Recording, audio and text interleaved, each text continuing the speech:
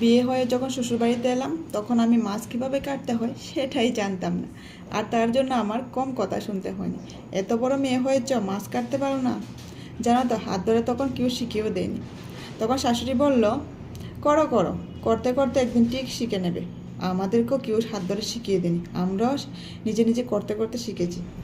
তখন আমার স্বামী না আমাকে সব কিছু শিখিয়ে দিয়েছে, মাছ কীভাবে কাটতে হয়, রান্না কীভাবে করতে হয়।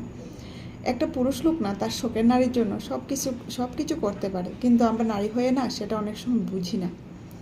অনেক সময় দেখবেন আমরা অজান্তে পুরুষদের কষ্ট দিয়ে থাকি। তাই বলছি বন্ধুরা, পুরুষ লোককে কষ্ট দেবেন না। একটা পুরুষ লোক নিজে রোজগার করে নিজের জন্য নয়, ওর সংসারের জন্য, ওর স্ত্রীর জন্য, ওর মার জন্য, ওর সন্তানের জন্য। কিন্তু মেয়ে হয়ে না আমরা সেটা বুঝি না জানো, তার জন্য অনেক সময় কষ্ট হয় জানো। অনেক পুরুষ লোক আছে দেখেছি আমি নিজে, নিজের পরিবারের কাছে না অনেক